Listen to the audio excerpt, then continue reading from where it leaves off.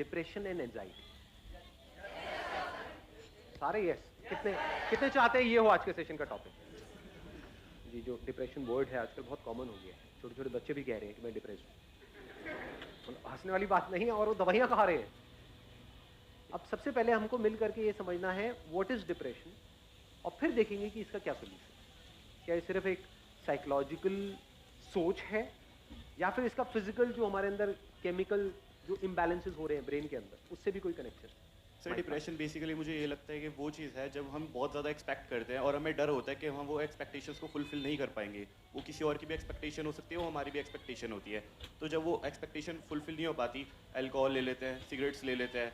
और सिर्फ सिगरेट और अल्कोहल ही नहीं, मेडिकेशंस हैं बहुत सारी। Yes sir. मेडिकेशन पे हम चले जाते हैं, फिर मेडिकेशन के अपने साइड इफेक्ट्स हैं। बिल्कुल सर। कोई भी मेडिकेशन होती है उसके अपने साइड इफेक्ट्स होते हैं। पॉइंट ये आ रहा है व्हाट इज डिप्रेशन।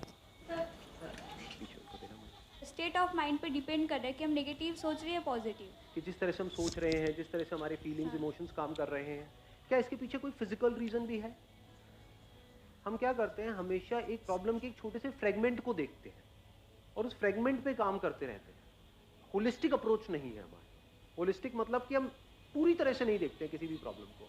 मान लो प्रॉब्लम ये है, इसके इतने से एस्पेक्ट को हमने देख लिया या आधे को देख लिया और उस आधे को ठीक करते चले जा रहे हो, क्या उससे वो प्रॉब्लम ठीक हो जाएगी? तो one is psychological, which I agree it is, उसमें कोई डाउट नहीं कि अगर उल्टा सोचोगे तो फिजिकली हमारे बॉडी के ऊपर रिएक्शंस उस तरह के होने लग जाए। स्ट्रेस होगा तो फिजिकली प्रॉब्लम्स आने लग जाएंगे। बट क्या इसका कोई फिजिकल रीजन भी है डिप्रेशन का? consecutive failures, that's what I think. Due to consecutive failure, एक बार बंदा फेल हुआ, उसके बाद दोबारा होता है, फिर दोबारा होता है, तो then somewhere the person starts to think that it's not just my belief, it's actually true that I am not that able. तो आप अगेन जो आप बोल रहे हो किस लेवल पे है, वो फिजिकल लेवल पे है, साइकोलॉजिकल लेवल पे? ये तो हो गया साइकोलॉजिकल, जिस पे मेरे बहुत सारे सेशंस ऑलरेडी हैं कि फेलियर से कैसे डील करना है, नेवर गिव अप, लाइफ को किस तरीके से देखना है कि एक इवेंट का एंड आपकी लाइफ का एंड नहीं है। क्या इसके पीछे कोई फिजिकल रीजन भी है या नहीं है? फिजिकली कुछ ऐसा हो रहा है हम सबके साथ में जहां पर कोई बहुत बड़ी गड़बड़ है, और उस फिजिकल की वजह से psychologically we are not feeling good. कई बार ऐसा नहीं होता कि उल्टा सीधा कुछ नहीं हुआ है आपके साथ, मतलब सब कुछ ठीक चल रहा है, फिर भी आपको अच्छा नहीं लगा, यू आर फीलिंग बैड। ऐसा हुआ है या नहीं हुआ है? मतलब बिना किसी वजह के ही मूड खराब है, ऐसा होता है नहीं होता है? ऐसा क्यों होता है? फॉर एग्जाम्पल बीमार होते हैं तो अच्छा फील नहीं होता, तो क्या वो साइकोलॉजिकल रीजन है या अंदर कोई बैक्टीरिया है, कोई वायरस है, कुछ कोई गड़बड़ हो रही है फिजिकल लेवल पे? ज़्यादातर यही बहुत बड़ी प्रॉब्लम होती है। होता क्या है कि if a person is not feeling good, वो 2-3 दिन तक फॉर एग्जाम्पल बेड पर है, उसका कुछ करने का मन नहीं कर रहा है, that person is feeling sad without any, नहीं वो ब्रेकअप नहीं, वो तो फिर साइकोलॉजिकल हो गया। समझ गए? ब्रेकअप की वजह से बहुत सारे लोग खुश भी तो होते हैं।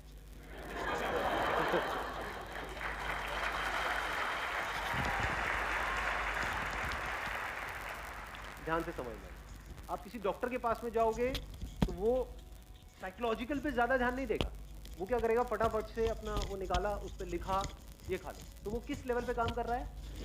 फिजिकल। और एक्चुअल में साइकोलॉजिकल लेवल पे आपको खुद काम करना होता है, कोई और आपके लिए नहीं करता। बाहर से कोई कितना भी बोलता रहे, चाहे वो डॉक्टर बोल रहा है, चाहे मैं बोल रहा हूँ, चाहे कोई और बोल रहा हूँ, इतना फर्क नहीं पड़ता जब तक कि आपके खुद के अंदर से ना आ जाए कि मुझे अपनी थिंकिंग को चेंज करना है। तो साइकोलॉजिकली अपने आप को कैसे ठीक करना है, वो किसके हाथ में कंट्रोल है? पूरी तरह से आपके हाथ में है। पहले तो इसको अच्छे से समझिए। जिसने सोच लिया कि नहीं अब बहुत हुआ, अब मुझे आगे बढ़ना है लाइफ में, 1 सेकंड में बाहर, मतलब 1 महीने तक बैठ करके रो रहे थे, ऐसा होता है लाइफ में? नहीं होता है। तो कुछ गड़बड़ हो गई, पड़े हुए हैं, अरे यार सब खत्म हो गया, सब बर्बाद हो गया, अब कुछ नहीं बचा है, अब तो कुछ हो ही नहीं सकता है, मेरी जिंदगी झंड है, ये सब उल्टा सीधा अपने आप को बोले चले जा रहे। एकदम से एक मूवमेंट नहीं आता है, चल खड़ा हो, आगे बढ़े यार, कोई बात नहीं, क्या हो, और एकदम से सब कुछ बदल जाता है। इसको बोलते हैं साइकोलॉजिकल। उस वक्त अगर फिजिकल भी जो हमारी बॉडी का जो केमिकल लोचा है वो हमारा साथ दे तो और अच्छा हो जाएगा। यही तो दवाइयाँ करती है, जो डॉक्टर्स दवाइयाँ देते हैं उससे क्या होता है, अंदर जो फिजिकल लेवल पे गड़बड़ हो रही होती है उसको वो संभाल लेते हैं, उसके भी सिम्टम्स को संभालते हैं, कॉज को नहीं। आज हम कॉज पे जाने वाले हैं। दोनों में फर्क समझ आ रहा है? कुछ सिम्टम्स हैं। सिम्टम्स क्या होते हैं फिजिकल लेवल पे? कुछ तरह के केमिकल्स हैं जो रिलीज होने चाहिए हमारे अंदर ब्रेन में, फॉर एग्जांपल सेरोटोनिन है, डोपामीन है, कॉर्टिसोल तो स्ट्रेस हार्मोन होता है बेसिकली। कुछ ऐसे केमिकल्स हैं जो रिलीज होने चाहिए, वो रिलीज नहीं हो रहे हैं, तो you are feeling bad without any reason. उसके साथ में कुछ और भी उल्टे सीधे थॉट चल रहे हैं, तो और एक साइकिल घूम रही है। उन थॉट्स की वजह से और बुरा लग रहा है, जितना बुरा लग रहा है और थॉट्स आ रहे हैं। जब मूड खराब होता है तो कैसे गाने सुनने का मन करता है? समझ रहे हो ना क्या हो रहा है? और जितने सैड गाने सुनते हो क्या होता है? और सैड। और जब मूड बहुत बढ़िया होता है तब कैसे गाने सुनने का मन करता है? एनर्जेटिक। समझ रहे हो ना ये कैसे एक दूसरे को इम्पैक्ट करता है, फिजिकल और साइकोलॉजिकल। इन दोनों को अगर हम समझ पाएं और इन दोनों लेवल्स पे अच्छे से काम करें, तब जाकर के इस प्रॉब्लम का हम एक्चुअल में परमानेंट सोल्यूशन निकाल सकते हैं। अब इसको ध्यान से समझ लेना, मतलब फिजिकली क्या गड़बड़ होती है, कुछ ऐसे केमिकल्स हैं जो रिलीज होने चाहिए हमारी ब्रेन में, वो नहीं होते हैं, जिसकी वजह से स्टार्ट फीलिंग बैड। और कुछ ऐसे केमिकल्स हैं जो रिलीज नहीं होने चाहिए, फॉर एग्जांपल कॉर्टिसोल, वो रिलीज होता चला, स्ट्रेस हार्मोन भी बोलते हैं। तो ये मेडिकेशन क्या करती है? उसको ब्लॉक करती है, जो रिलीज नहीं होना चाहिए, और जो होना चाहिए उसको आर्टिफिशियली क्रिएट कर देती है, वो रिलीज होने लग जाता है, तो आपको अच्छा फील होने लग जाता है, दवाई लेते ही एकदम से अच्छा फील होने लग जाता है। बट क्या ये परमानेंट सोल्यूशन है? बीमारी का इलाज करने के दो तरीके हैं। एक है बीमारी के जो सिम्टम्स हैं, सिर्फ उसका हम इलाज करें। एक है बीमारी की जड़ को काट दें। फॉर एग्जाम्पल, गाड़ी में आपके फ्यूल नहीं है और आप साइकोलॉजिकली बड़ा अच्छा सोचते हो, मुझे वहां जाना है, ये मेरा गोल है, ये मेरी मैं इतनी स्पीड पे चलाऊंगा, सारा प्लान बना लिया, गाड़ी में फ्यूल ही नहीं, दबाए चले जा रहे रेस। तो रीजन क्या है? फिजिकल है, साइकोलॉजिकल है? फिजिकल है। ऐसे बॉडी में अगर हमारे फ्यूल ही नहीं है या फ्यूल में ही मिलावट है, तो रीजन फिजिकल हो गया। मान लो किसी का पेट ब्लॉक है, 4-5 दिन से काम ही नहीं हुआ है, और वो यहाँ पर बैठे हुए हैं, बैठे होंगे,